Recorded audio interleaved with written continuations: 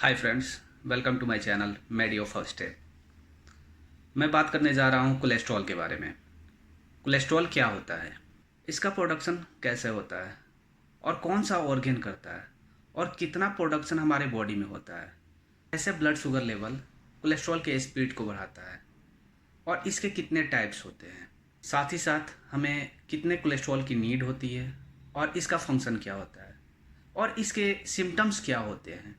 क्या होगा जब हमारे बॉडी में बहुत ज़्यादा कोलेस्ट्रॉल का लेवल बढ़ जाए और हम इसको मैनेज कैसे करेंगे। तो चलिए हम स्टार्ट करते हैं कि कोलेस्ट्रॉल क्या होता है। कोलेस्ट्रॉल एक वैक्सी YTCLO and fat like structure होता है जो कि हमारे blood vessels and body cells में पाया जाता है।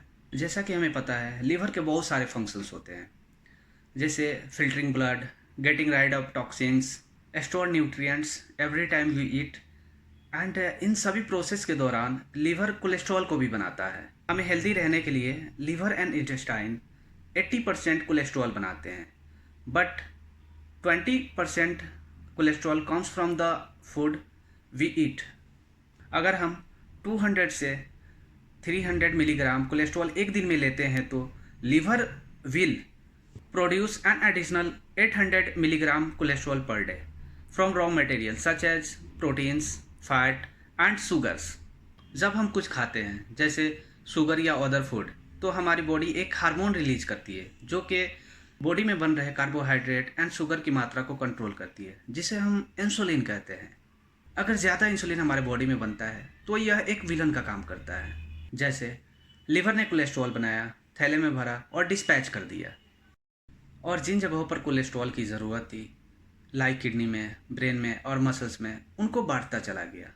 जो बचा उसे HDL गार्ड पकड़ के वापस आ जाता है और उसे लीवर में जमा कर देता है और लीवर उसे रिप्रोसेस करता है। इस प्रोसेस से जो कोलेस्ट्रॉल का लेवल है ब्लड में मेंटेन रहता है और ब्लड कभी भी ओवरलोडेड नहीं होता, कोलेस्ट्रॉल से क्लीन रहता है। प्रॉब्लम कहाँ से शुरू होती है? जब हमारे पूरे सिस्टम में एक विलन घुस आता है। यह विलन क्या है? इंसुलिन। और यह कैसे आता है? वो बहुत ज़्यादा डाइट में कार्बोहाइड्रेट एंड ग्लाइसेमिक लोड होने से आता है।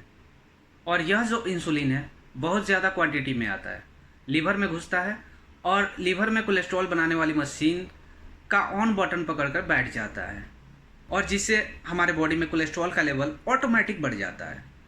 कोलेस्ट्रॉल के कुछ टाइप्स इस प्रकार हैं। HDL high density lipoprotein that is called good cholesterol. LDL low density lipoprotein that is called bad cholesterol and triglycerides.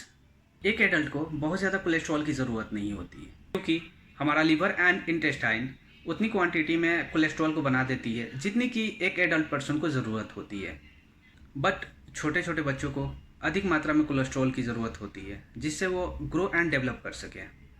Cholesterol के कुछ फंक्शंस हैं, जैसे सेल मेम्ब्रेन स्ट्रक्चर में, विटामिन D सिंथेसिस में, hormone and bile acid production में, nerve function में and lipoprotein formation में।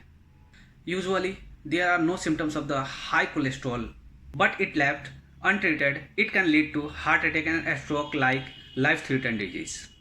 But some symptoms like xanthomas, xanthelisma, cold hands and feet and acute pancreatitis.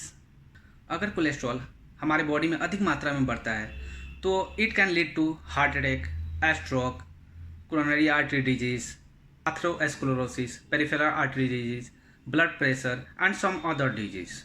One factor is the very important that is called genetic factor. According to medical science, क्या आप जानते हैं Bharat and world में पूरे 100 में से 30 लोग मारे जाते हैं। इसका मेन जिम्मेवार कौन होता है?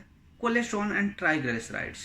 It's work as a terrorist for our body and life. और हार्ट की बीमारी से इंडिया में प्रतिदिन 9000 लोग मारे जाते हैं, तो इससे बड़ा टेररिस्ट कौन हो सकता है?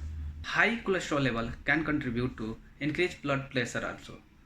We can understand through several mechanisms like as atherosclerosis, endothelial dysfunctions, oxidative stress, increased blood viscosity, renal artery disease and inflammation of blood vessels. हम लिपिड प्रोफाइल इन्वेस्टिगेशन के थ्रू यह पता कर सकते हैं कि हमारे बॉडी एंड ब्लड में कोलेस्ट्रॉल का नॉर्मल वैल्यू एंड रेंज क्या है। हम कोलेस्ट्रॉल के ट्रीटमेंट की बात करें तो life style modification and medication के थ्रू कर सकते हैं। हम लाइफ स्टाइल मॉडिफिकेशन की बात करें तो diet management, exercise, weight management को फॉलो करके कर सकते हैं।